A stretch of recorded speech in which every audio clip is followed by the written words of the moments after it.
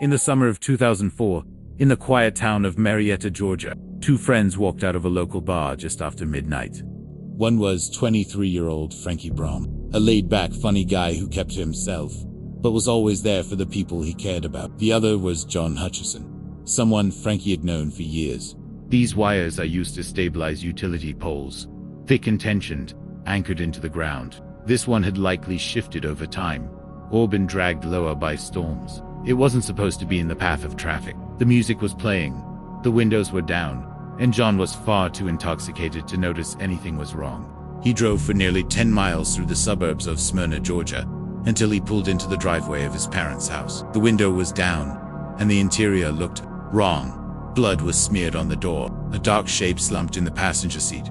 Officers secured the area and opened the truck. Inside, they found Frankie's headless body, slumped in dried blood. His decapitated head had rolled into the bed of the truck, likely from the force of the decapitation or a sudden stop during the drive. First responders described the scene as haunting and unlike anything they'd seen. One neighbor, concerned, walked a little closer and froze in horror. The shape in the seat was a human body, and it was missing its head. His legal team argued that it was a tragic accident, that he hadn't meant for any of it to happen, and had no idea what he was doing. But the prosecution painted a different picture.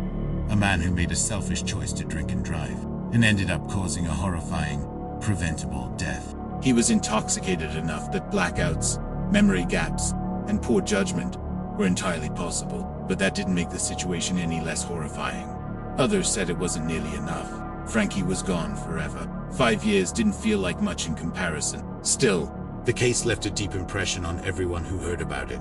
It really happened, in 2004, in the state of Georgia, and that's what makes it so terrifying. He had driven 10 miles, parked a blood-soaked truck in his parents' driveway.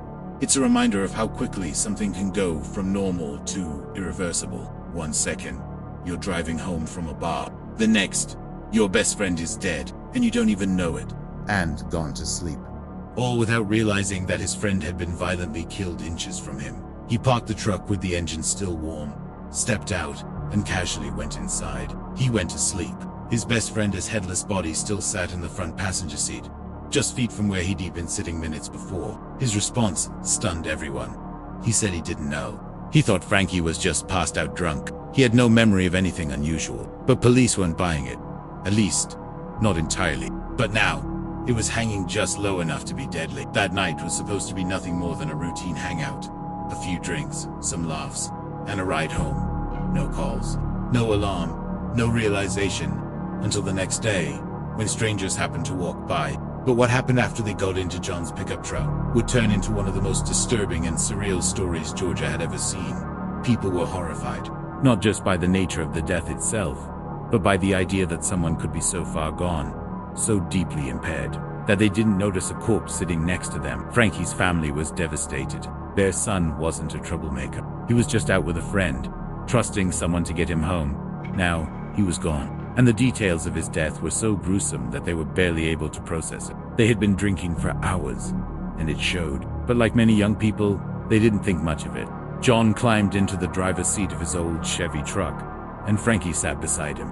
They left the bar, heading down dark, tree-lined back roads on their way home. There were no streetlights on this stretch of Willio Road, just thick forests and winding pavement. As they drove, Frankie began to feel nauseous. Maybe it was the alcohol, maybe it was the motion.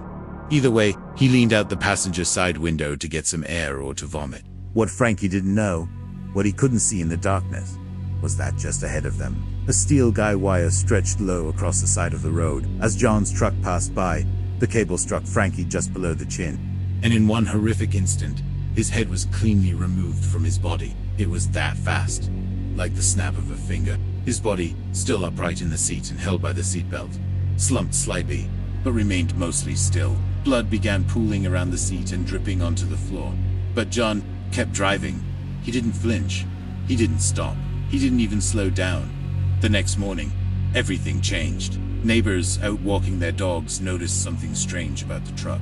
Panic spread quickly. Within minutes, police had arrived on the scene. When officers knocked on the door, John Hutchison answered groggily, still half asleep. He was confused and disoriented. They asked him about the body in the truck. A blood alcohol test revealed that John had a BAC, more than double the legal limit. As investigators pieced together what happened, they were stunned not just by the accident, but by how long it had gone unnoticed. In the weeks that followed, the case made headlines across Georgia. Eventually, John Hutchison was arrested and charged with vehicular homicides, DUI, failure to stop at an accident involving death, and several other violations. In 2005, John pleaded guilty and was sentenced to 5 years in prison. Some called it justice. Even now, years later, the Frankie Brohm case is still brought up in Georgia. When people talk about drunk driving, this wasn't a horror movie. This wasn't a creepypasta.